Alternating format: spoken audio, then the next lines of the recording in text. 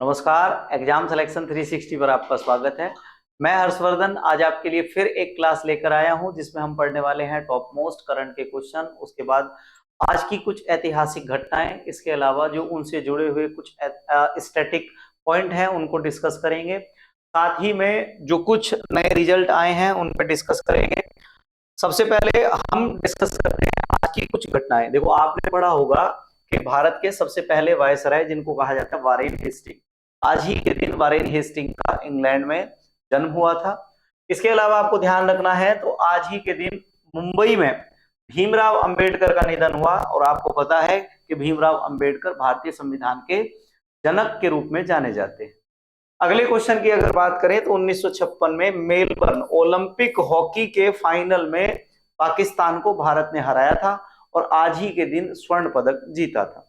इसके अलावा बात करें तो आज ही के दिन 1992 में बाबरी मस्जिद को 6 दिसंबर के दिन गिरा दिया गया था, और इसका जो विवादित हिस्सा था जो मीर बाकी के द्वारा बनाया गया था उसको पूरी तरह से नष्ट कर दिया गया था।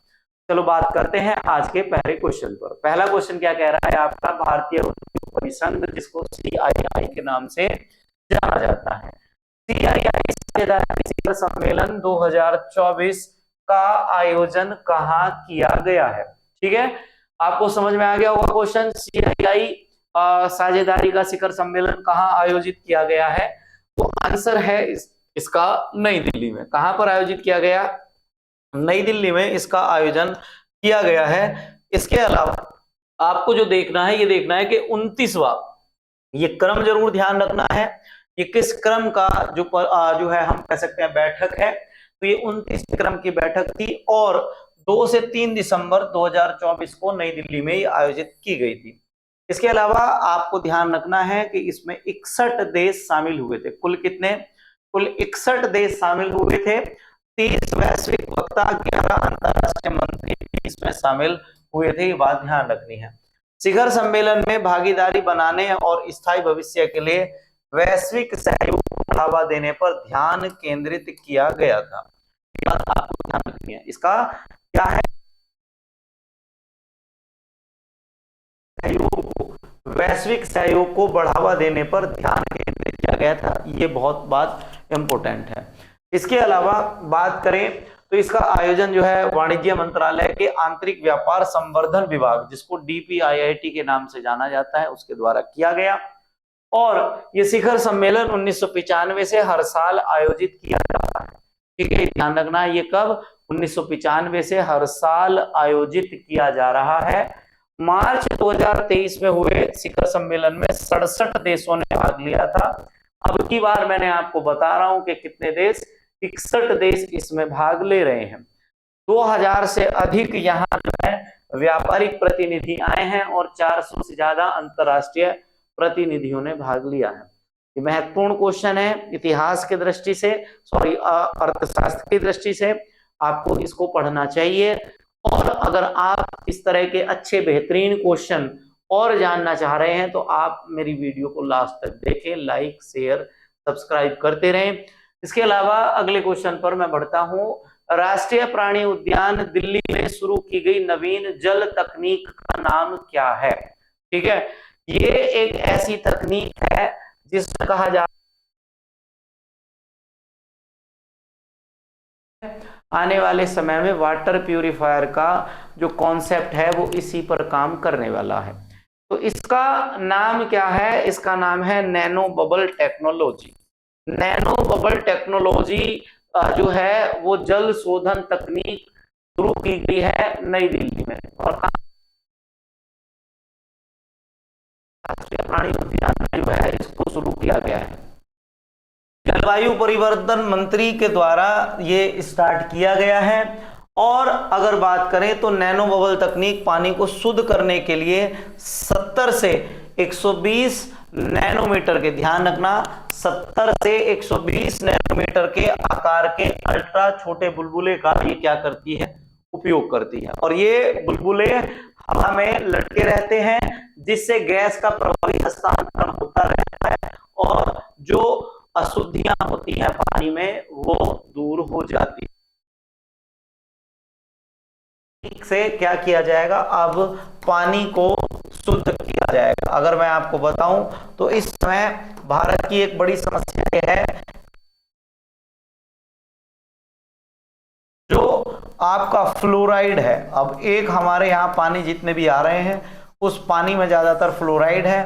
फ्लोराइड से क्या हो रहा है कि जो हड्डियां होती है ना, हड्डी, उन हड्डियों के जो जोड़ हैं वो हिल जाते हैं कई बार। तो इस वजह से वो कई बार फ्रैक्चर होगा तो उसको जुड़ने में बड़ा समय लगता है और हड्डियों की बहुत सारी बीमारियां हो जाती हैं। तो फ्लोराइड बढ़ रहा है, इससे क्या होगा, फ्लोराइड को भी नियंत्रित करने का काम करेगा। समझे भाई। अगला ये जो है, अगला और क्या है कि ऑक्सीजन को कुशलता पूर्वक ये स्थानांतरित कर देगा। साथ ही में नैनो बबल तकनीक स्वच्छ जल और पारिस्थितिकी तंत्र सुनिश्चित करती है। ठीक है। इसके अलावा आपको एक बात का और ध्यान रखना है कि विश्व जल दिवस कब मनाया जाएगा, तो विश्व जल दिवस 22 मार्च को मनाया जाता है। विश्व जल दिवस कब मनाया जाता है, विश्व जल दिवस 22 मार्च को मनाया जाता है। कब, 22 मार्च को। ठीक है। चलो आप मुझे ये बताओ, एक क्वेश्चन आप मुझे कमेंट में बताओ कि पृथ्वी दिवस कब मनाया जाता है। मैं देखता हूं कितने बच्चे ऐसे हैं जो इस क्वेश्चन का आंसर दे पाएंगे। ठीक है। ये कब मनाया जाएगा पृथ्वी दिवस। अगला, नेतुम्बो नंदी नदैत वहा, ये महिला है। नेतुम्बो नंदी नदैत वहा को किस देश की पहली महिला राष्ट्रपति के रूप में चुना गया है। ठीक है। नेतुम्बो नंदी नदैत वहा को किस देश की पहली महिला राष्ट्रपति के रूप में चुना गया है। अगर आपसे पूछा जाए तो ये महिला नामीबिया की, कौन से देश की, नामीबिया, अफ्रीका का एक देश है नामीबिया, उस देश की पहली महिला और उपराष्ट्रपति राष्ट्रपति के रूप में पहली बार महिलाएं शामिल हुई हैं। ठीक है। अब अगर बात करें तो नामीबिया की उपराष्ट्रपति थी ये पहले नेटुम्बो नंदी नदैत तवा, ये उपराष्ट्रपति से अब क्या बनी है, राष्ट्रपति बनी है। और इन्होंने स्वेपो 99 में नामीबिया की स्वतंत्रता के बाद इन्होंने अपनी पार्टी को लगातार वहां पर सत्ता में काबिज कर रखा है। इसके अलावा आपको मैं बताऊं तो नामीबिया की एक बड़ी समस्या यह है कि राजनीतिक स्थिरता के बाद भी लोगों का वहां एक बड़ा मुद्दा यह है कि वहां रोजगार की समस्या है। भारत की तरह अगर देखा जाए तो भारत में भी ऐसा नहीं है कि राजनीतिक अस्थिरता है, भारत में भी एक राजनीतिक स्थिरता है। और भारत में भी एक बड़ा मुद्दा क्या है, बेरोजगारी का। तो यहाँ उच्च बेरोजगारी और असमानता जैसी चुनौतियों का सामना पूरा देश कर रहा है।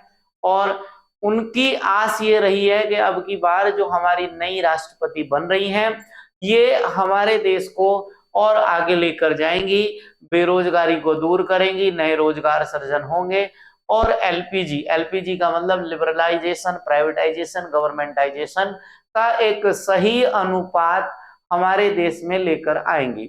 नामीबिया की अगर बात करें तो ये अफ्रीका कॉन्टिनेंट का एक देश है और इसकी राजधानी विंडहोएक है। और अगर बात करें मुद्रा इसकी नामीबियाई डॉलर है। मुद्रा क्या है इसकी, मुद्रा नामीबियाई डॉलर है। अगले क्वेश्चन की अगर बात करते हैं तो अगला क्वेश्चन क्या कह रहा है, अगला क्वेश्चन कह रहा है कि एनसीवीईटी द्वारा अंतरिक्ष क्षेत्र में पुरस्कार देने वाली संस्था के रूप में किस संगठन को आधिकारिक तौर पर मान्यता दी गई है। ठीक है। एनसीईवीटी के द्वारा किस संगठन को आधिकारिक तौर पर संस्था के रूप में मान्यता दी गई है, तो इसका आंसर है आपका भारतीय अंतरिक्ष संवर्धन प्राधिकरण केंद्र या रक्षा अनुसंधान विकास संस्थान। तो आंसर इसका बी। ठीक है। आंसर क्या है इसका, आंसर है बी, भारतीय राष्ट्रीय अंतरिक्ष संवर्धन और प्राधिकरण केंद्र। इन स्पेस को क्या किया गया है, एक संस्था संगठन के रूप में मान्यता दे दी गई है। ठीक है। किसके रूप में, एक संस्था संगठन के रूप में मान्यता दे दी गई है। बात करते हैं तो राष्ट्रीय व्यावसायिक शिक्षा प्रशिक्षण परिषद, इसको कहा जाता है एनसीवीईटी। आप अपने राज्य में आईटीआई के फॉर्म भरते हैं तो वो आईटीआई के फॉर्म जब आते हैं तो दो तरीके से भरे जाते हैं, एक होता है एससीवीटी, एक होता है एनसीवीटी। तो अब मैं कह रहा हूं कि एनसीवीटी जिसको क्या कहा जा रहा है, राष्ट्रीय व्यावसायिक शिक्षा परिषद। कौशल विकास और उद्यमिता मंत्रालय भारत सरकार ने अंतरिक्ष क्षेत्र में व्यावसायिक शिक्षा को मजबूत करने के लिए ये दोहरी पुरस्कार देने वाली संस्था के रूप में इसको मान्यता दे दी है। ठीक है, इसको पुरस्कार देने वाली संस्था के रूप में मान्यता दे दी है। इसके अलावा अगर बात करें तो इसमें आप ये भी ध्यान रखना कि ये क्या करेगा, उपग्रह निर्माण और अंतरिक्ष सेवाओं जैसी गतिविधियों को ये क्या देगा, बढ़ावा देगा। साथ ही में इसका ध्यान रखना है कि इन स्पेस प्रशिक्षण को वैश्विक मानकों के साथ ये जोड़ता है और कौशल विकास मिशन जैसी पहल जो भारत सरकार के द्वारा चलाई जा रही है उन पहलों का ये बड़ी मात्रा में समर्थन करता है। ठीक है, एक मिनट।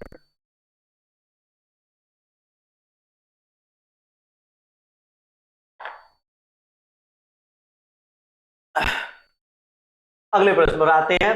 5वां जूनियर हॉकी एशिया कप किस टीम द्वारा जीता गया है? तो देखो भाई, बड़ी बात यह है कि भारत का जो राष्ट्रीय खेल है वो क्या है, हॉकी है।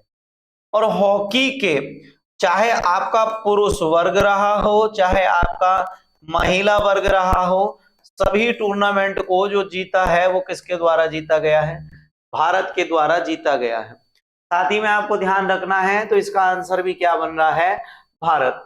5वां junior hockey Asia cup Bharat के द्वारा जीता गया है। इसमें आपको ध्यान रखना है तो क्या भारत ने लगातार तीसरी बार, ऐसा नहीं है कि भारत ने तीसरी बार, लगातार तीसरी बार, और एशिया कप टोटल 5 बार, 5वीं बार और लगातार तीसरी बार ये जूनियर हॉकी एशिया कप को जीता है। इसका कार्यक्रम स्थान जो है वो क्या था, मस्कट, ओमान। ओमान की राजधानी क्या है, मस्कट, वहां पर इसका आयोजन किया गया था। कांस्य पदक जो है जापान ने मलेशिया को हराया। कांस्य पदक के लिए जापान ने मलेशिया को 2-1 से हराया। भारत का ये 5वां जूनियर एशिया कप और जीत की हैट्रिक है। हमने लास्ट बार 2015, 23 और अब 24 में इसको जीत लिया है। इसके अलावा अगर बात करें 2024 का पुरुष हॉकी एशियन चैंपियनशिप, आपको मैंने पढ़ाया था 2024 की पुरुष एशियन हॉकी चैंपियन, भारत ने ये जूनियर वाला हॉकी चैंपियनशिप का जो मैच जीता है, ये जीता है किसको हराकर, पाकिस्तान को हराकर। इसके अलावा भारत ने 2024 में महिला हॉकी एशिया चैंपियनशिप ट्रॉफी, इसका आयोजन हुआ था बिहार के राजगीर में। कहां पर हुआ था इसका आयोजन, इसका आयोजन बिहार के राजगीर में हुआ था।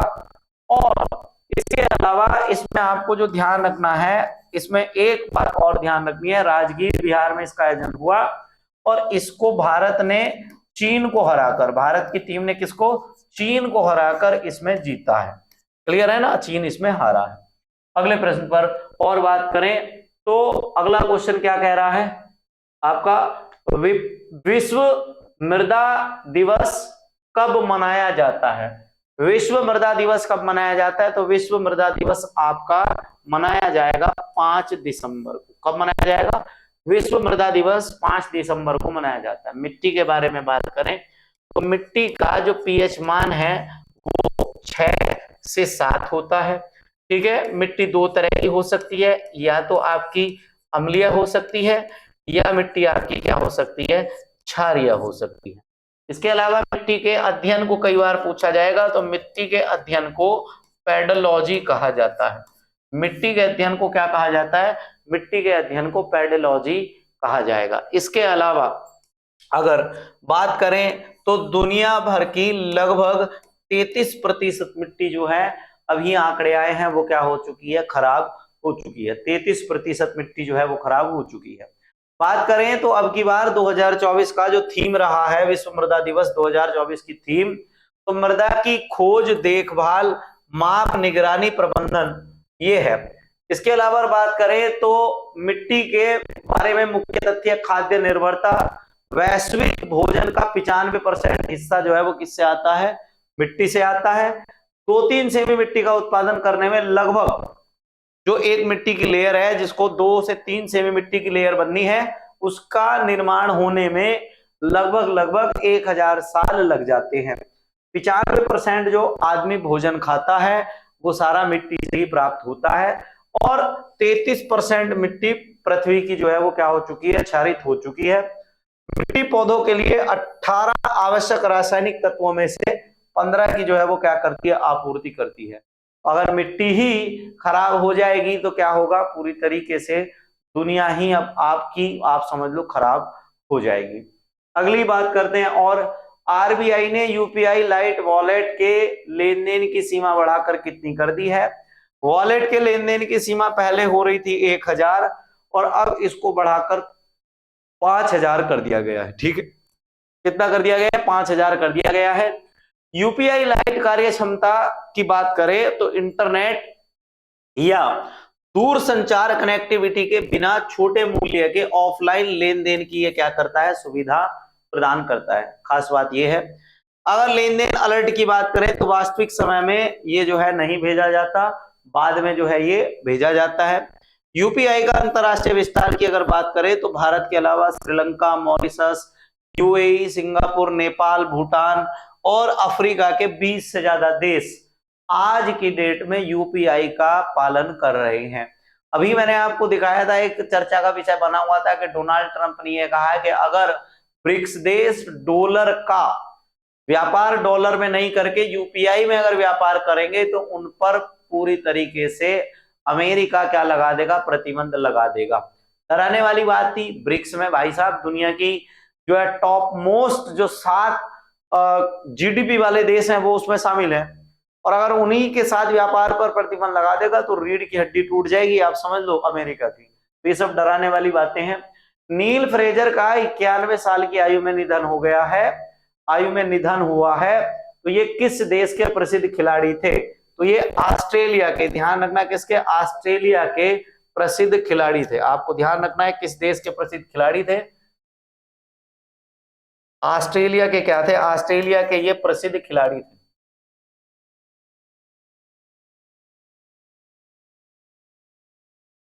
ठीक है, किसके, ऑस्ट्रेलिया के क्या थे, ये प्रसिद्ध खिलाड़ी थे। ऑस्ट्रेलिया के सबसे मशहूर टेनिस खिलाड़ी है और कप्तानों में से एक नील फ्रेजर जो है 91 साल की उम्र में मर चुके हैं। 8 डेविस कप इनके द्वारा जीते गए हैं। कितने? 8 डेविस कप इन्होंने जीते हैं। फिलिप चैट्रियर पुरस्कार टेनिस में उनके उत्कृष्ट योगदान के लिए 2008 में दिया गया था। टेनिस महासंघ द्वारा इनको कई बार सम्मानित किया जा चुका है। वर्तमान में जो टेनिस है उसकी जो पॉपुलैरिटी है उसमें इनकी बड़ी भूमिका रही है। दुनिया में 4 टॉप मोस्ट ग्रैंड स्लैम है। सबसे पुराना विंबलडन है, इसके बाद यूएसए ओपन है, फ्रेंच ओपन और ऑस्ट्रेलियन ओपन। साल की शुरुआत अगर आपसे पूछा जाए तो आप कह सकते हैं कि साल की जो शुरुआत होती है, इस साल की शुरुआत में आपका ऑस्ट्रेलियन ओपन जो है ये टूर्नामेंट करता है। अगले प्रश्न की अगर बात करेंगे, अगला, यूरोपियन स्पेस एजेंसी के सैटेलाइट की सफल लॉन्चिंग किस देश द्वारा की गई है? ठीक है, इसकी सफल लॉन्चिंग जो है भारत के, आपको पता होगा, स्पेस रिसर्च सेंटर इसरो द्वारा इसकी जो है सफल लॉन्चिंग की गई है। बात करें तो इसरो ने यूरोपियन का जो प्रोबा 3 है, दरअसल इस प्रोबा 3 का जो लॉन्चिंग कार्यक्रम था वो 4 दिसंबर रखा गया था। 4 दिसंबर में क्या हुआ कि इसमें कुछ टेक्निकल प्रॉब्लम आ गई और उस टेक्निकल प्रॉब्लम की वजह से उसको लॉन्च नहीं किया गया। फिर आज शाम 5 बजे, ठीक है, आज शाम 5 बजे जो है इसको, मतलब 5 तारीख की शाम 5 बजे जो है क्या किया गया, इसको जो है छोड़ा गया। और उसके बाद ये सफल जो है 26 मिनट की यात्रा करने के बाद ये सैटेलाइट जो है बड़े सटीक तरीके से काम करना इसमें शुरू कर गया। ठीक है, इसके अलावा ये क्या करेगा, सूरज के कोरोना और उसकी वजह से बदलने वाले जो आंतरिक मौसम है उसकी जानकारी करेगा, उसके बारे में ये अध्ययन करने वाला है। इसरो की अगर बात करें, भारतीय अंतरिक्ष अनुसंधान संगठन, इंडियन स्पेस रिसर्च ऑर्गेनाइजेशन इसको कहा जाता है, और इसका गठन 15 अगस्त 1969 में हुआ था। मुख्यालय इसका आपको पता ही है, बेंगलुरु में है, और इसके अध्यक्ष एस सोमनाथ, अध्यक्ष इसके एस सोमनाथ है। पहला उपग्रह आर्यभट्ट भारत के द्वारा बनाया गया था। और यूरोपीय अंतरिक्ष एजेंसी के इस समय महानिदेशक है वो कौन है? डॉक्टर जोसेफ महाराष्ट्र के नए मुख्यमंत्री के रूप में किसे चुना गया है? आपके सामने क्वेश्चन है, जरा आप बताइए। तो महाराष्ट्र के नए मुख्यमंत्री के रूप में देवेंद्र फडणवीस को चुना गया है। किसको चुना गया? देवेंद्र फडणवीस को अब की बार चुना गया है। महाराष्ट्र के ये तीसरी बार मुख्यमंत्री बने हैं, ये ध्यान रखना। महाराष्ट्र के ये अब की बार इनका जो क्रम है वो तीसरी बार मुख्यमंत्री चुने गए हैं। बड़ी रस्साकस्सी के बाद इनको मुख्यमंत्री चुना गया है। आज यहां तक ही क्लास को देखते हैं, उसके बाद नई क्लास में हम आपको कल मिलेंगे फिर। धन्यवाद।